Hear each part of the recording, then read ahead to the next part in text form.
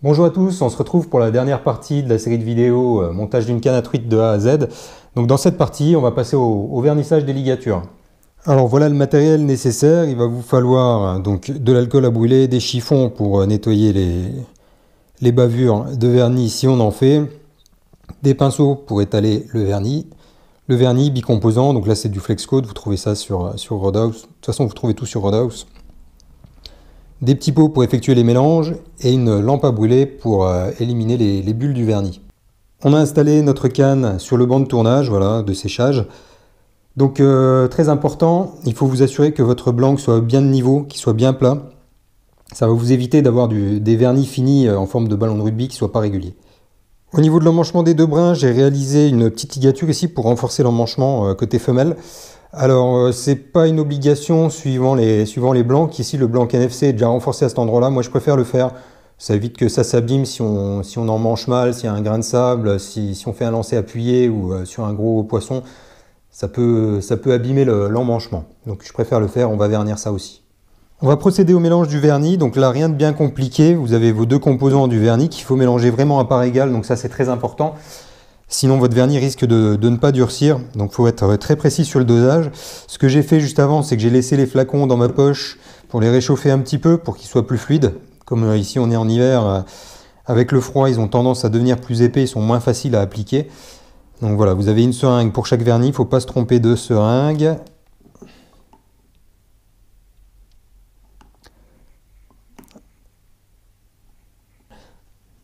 Vaut mieux prendre un peu plus de vernis. Vaut mieux se tromper sur 2 ml que sur 0,5 ml. Ça vous fera toujours une plus petite marge d'erreur et assurer un bon durcissement du vernis.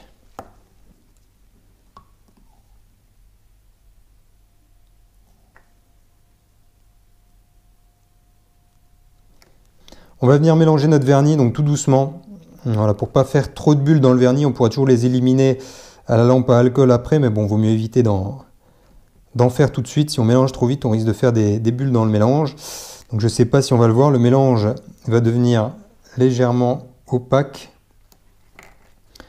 Et quand il sera bien mélangé, il va redevenir transparent. C'est important de bien mélanger, 2 à 3 minutes, bien 3 minutes même. Si vous ne mélangez pas bien votre vernis, il risque de ne pas prendre non plus. Alors, je ne sais pas si on va bien le voir, notre vernis il est redevenu transparent. Alors il y a plein de bulles, hein. Je l'ai mélangé un peu comme un barbare, mais bon, c'est pas grave, on les éliminera après à la lampe à alcool. Avant de vernir, je vous conseille de faire tourner votre banc et de vérifier toutes les ligatures pour qu'il n'y ait pas de poussière, parce que ça c'est vraiment l'ennemi du vernis, ça va vous faire des petites surépaisseurs, ça va être moche. Donc passez un petit coup de pinceau pour éliminer toutes les poussières. S'il y a des brins qui dépassent, vous les tirez avec une pince à épiler, vous coupez à ras, vous brûlez ce qui dépasse avec un briquet. Voilà, il faut vraiment que la ligature soit nickel pour que le vernis soit nickel aussi. On fait tourner notre banc de montage et puis on vient appliquer donc le vernis sur la ligature. On n'hésite pas à en mettre beaucoup au début. La ligature va boire un petit peu. Il faut que le vernis se mette bien entre la pâte de l'anneau et le blanc.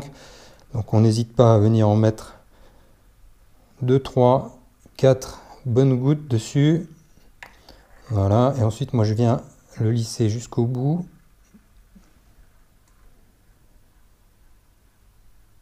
D'un côté et puis ensuite de l'autre. Je me sers de la rotation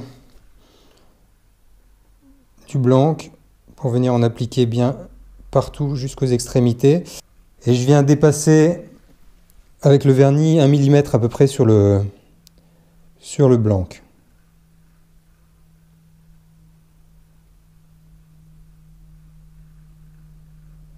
Il faut y aller doucement, ça ne sert à rien de se presser. Il vaut mieux faire ça bien une fois que de vouloir aller vite et devoir recommencer après. Une fois qu'on a bien réparti le vernis partout, on peut venir le lisser pour qu'il soit bien régulier sur toute la longueur de la ligature. Parfois avec le pinceau on a du mal à être très précis, surtout pour mettre une petite goutte de vernis au niveau de la pâte de l'anneau. Donc ce que je fais, c'est que je prends une aiguille, je mets une goutte de vernis au bout de l'aiguille, voilà, et je viens l'appliquer au niveau de la pâte de l'anneau, une fois ici, une fois de l'autre côté. Voilà, simplement comme ça. Et après la rotation, on va venir va venir d'elle-même bien répartir le vernis au niveau du dessous de la pâte de l'anneau. Quand on a bien réparti notre vernis partout, qu'on estime que notre ligature est belle, bien régulière, on va venir avec une lampe à alcool réchauffer, donc pas directement avec la flamme, mais avec la flamme à proximité du vernis, réchauffer le vernis, ce qui va permettre aux bulles d'air de s'échapper. Donc voilà, je me mets derrière, je ne sais pas si on va voir, parce qu'il faut que je sois précis. Donc avec la lampe à alcool, on peut vraiment diriger la flamme dessus. Et normalement, on doit voir le vernis qui va se fluidifier, donc qui va bien se répartir partout. En plus, ça va lui permettre de bien imprégner le fil à ligaturer. Et normalement, on doit voir les petites bulles qui commencent à disparaître.